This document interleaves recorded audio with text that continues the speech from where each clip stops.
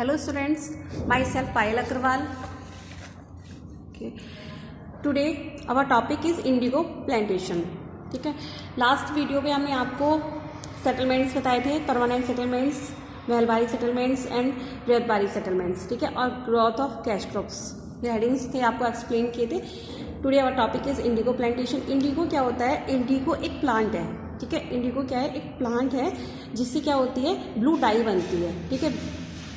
इसकी जो है ब्रिटेन में बहुत ज़्यादा डिमांड थी. ब्रिटेन में जो लोग थे ना, इसकी बहुत ज़्यादा डिमांड थी. मतलब ये जो इंडिगो से डाई बनती थी, बहुत अच्छी हाई क्वालिटी की डाई होती थी, जिसका यूज़ जो है जो प्रिंटिंग वगैरह में किया जाता था, ठीक है. तो with expansion of British power in Bengal, indigo planting become more and more commercially profitable. तो जब ब्रिटिश की पावर्स आ गई थी बंगाल में, तो इन जो इंडिगो की प्लांटिंग थी बहुत ज़्यादा मोर एंड मोर प्रॉफिटेबल थी, ठीक है. बहुत ही कमर्शियल बेस पर बहुत ज़्यादा प्रॉफिट था इंडिगो में, ठीक है, क्योंकि इंडिगो की डिमांड बहुत ज़्यादा थी वहाँ पे, ठीक है. नेक्स्ट टॉपिक है आपका डिमांड ऑफ इंडिगो, ठीक है.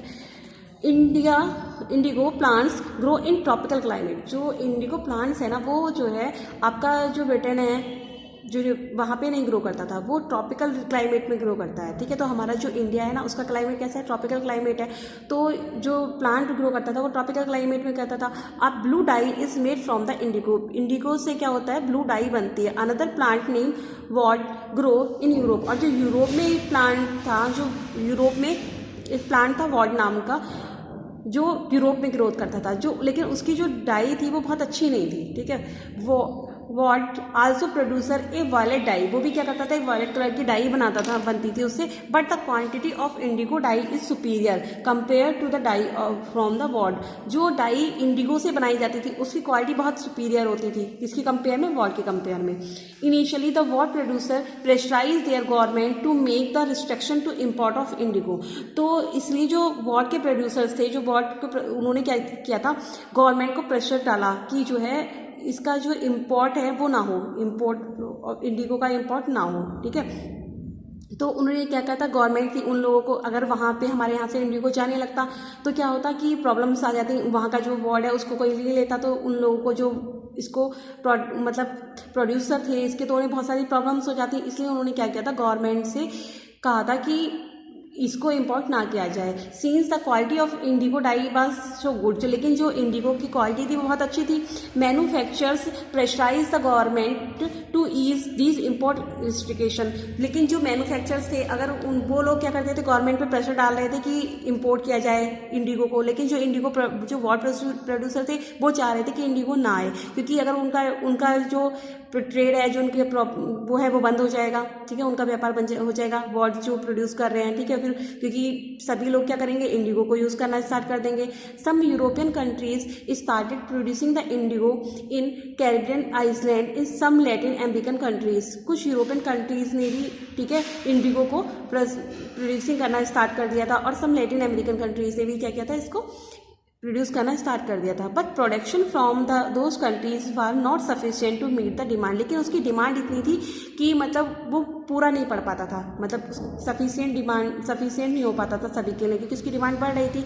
The growth in textile industry, the demand for cotton cloth further increase the demand for the Indian Indigo.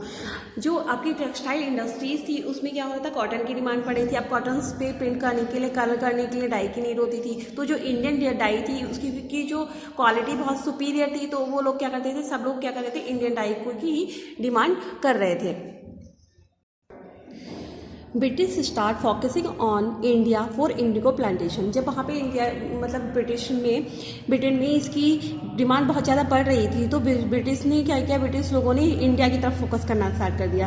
क्योंकि इंडिया का जो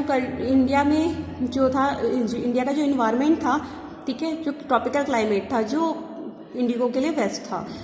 उन्होंने Bengal become a major indigo producing state. जो बंगाल थी वो बहुत अच्छा एरिया था, मेजर इंडिगो प्रोड्यूसिंग स्टेट थी. The indigo from Bengal dominated the world market. और जो इंडिगो था बंगाल का, वो डोमिनेट होता था वर्ल्ड मार्केट में. The growth of the indigo production can be access from given fact. Only 30% of imported indigo into the Britain was from India. In 1788 में only 30% Indigo क्या हो गई थी, इम्पोर्ट होनी स्टार्ट हुई थी। कहाँ पर? ब्रिटेन में। The share import from India grow to 95% by 1810, और 1810 में पता है 95% जो इंडिगो थी वो इम्पोर्ट होनी स्टार्ट हो गई थी।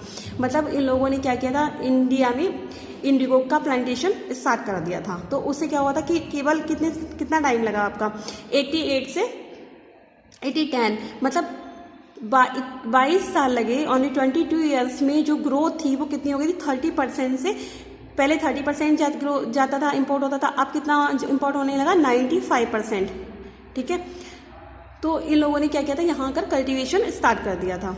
नेक्स्ट टॉपिक है आपका इंडिगो कल्टीवेशन। इसको नेक्स्ट वीडियो में एक्सप्लेन करेंगे।